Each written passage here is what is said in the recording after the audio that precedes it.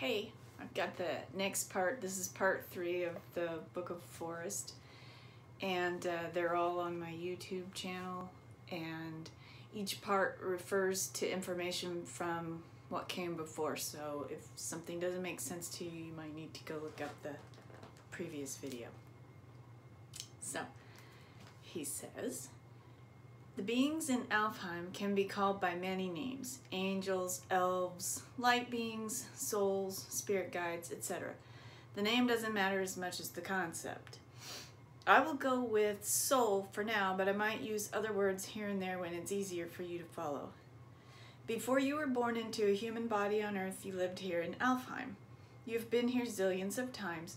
You change human bodies as easily as changing clothes. When you slip into your new human body, it's too small to contain all of the light of your soul. Just like that library was so much larger and more luminous in Alfheim than on Earth, so too is your light body, just way more than could ever be contained within your flesh.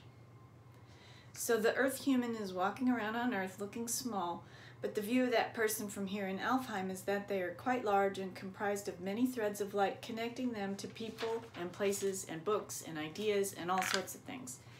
And these connections go in all directions: past, future, diagonal, parallel, etc. And since the threads of light represent information, the part of you that lives in Alfheim is more wise than your body on Earth, which my mom calls the local self. The part of the soul in Alfheim we call the higher self. So that soul that is tethered to a body is both a local self and a higher self. Alfheim isn't the only world. There are many worlds higher than it, and there are worlds lower than 3D Earth. By higher and lower, I mean density as defined by frequency. When someone leaves their human form, they are surrounded by love and forgiveness of light beings. However, if they harbor guilt, self-loathing, or too many attachments to outcomes on Earth, they may not ascend to the frequency of light in Alfheim. Similarly, if there are living humans on Earth who harbor hatred and malice due to the poor choices and deeds of a departed soul, he or she descends into a lower world. And basically the myths have the lower worlds right. They're dark, underground, hot, and gaseous.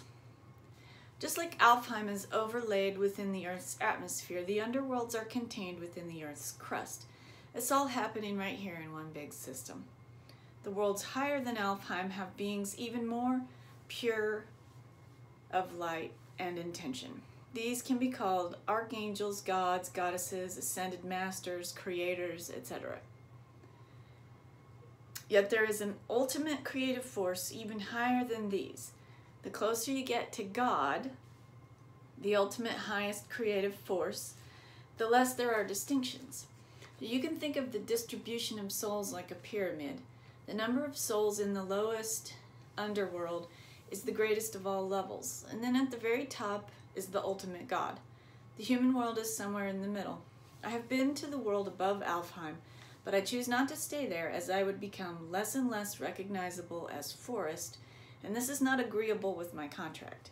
I need to maintain the imprint of Forest in order to touch the lives of those who are living and who knew me.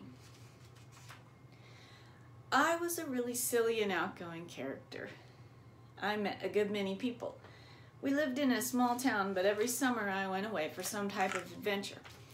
I went to several camps, sailing school, became a certified scuba diver, and attended NASA's Space Academy.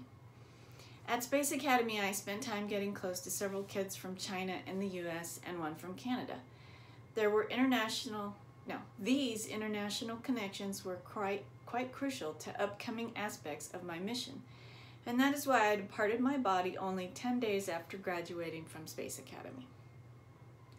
All of the upper worlds are invested and engaged with what happens in your world and the worlds below. Structurally, all the worlds are bound. If a higher dimensional world were somehow disconnected or untethered from the lower density worlds, it would cease to exist. It would be too unstable. Think of the lower dimensions as the structural supports which the higher dimensions are built upon. If the foundation of a house were to vanish, the entire house would topple to the ground.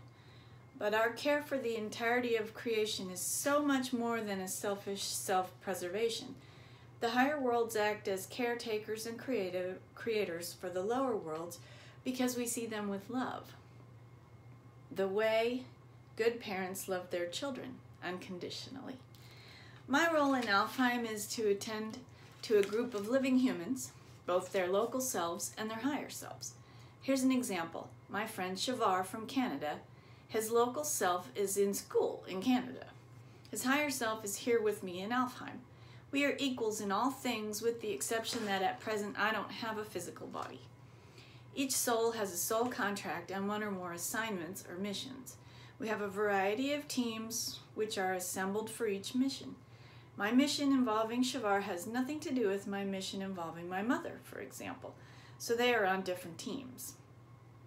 The teams of higher selves get together and arrange for events, meetings, conversations, all sorts of 3D events. An easy example is that the higher selves of my mother and father organized life events so that their local selves would meet up. The local selves have free will and they have differing perceptive capacities when it comes to receiving transmissions from Alfheim. My father prefers to keep things mysterious and subconscious. My mother enjoys knowing things on a conscious level. That's how come, over time, she practiced up enough to write this book for me. The free will and varying levels of perceptive capacity mean that we up here have to plan and adjust and replan quite often. Our best efforts are frequently thwarted by local selves. We find this both funny and frustrating, but please bear in mind, we don't suffer. We notice emotions passing through in quick succession, but we don't have flesh to contain the experience, and we don't have literal brains to replay the things in neurological loops the way you all do. We're much more detached than you are. A soul contract contains a certain number of goals and objectives, and the associated groups of souls will agree to a small number of key life events before they are born into their bodies.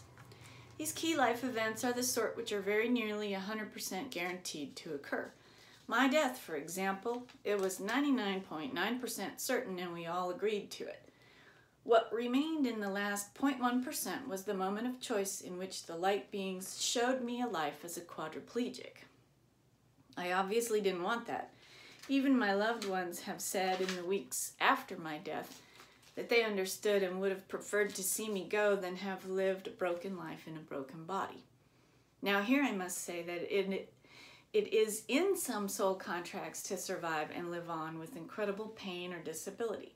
There is nothing more or less noble than in one soul contract over another.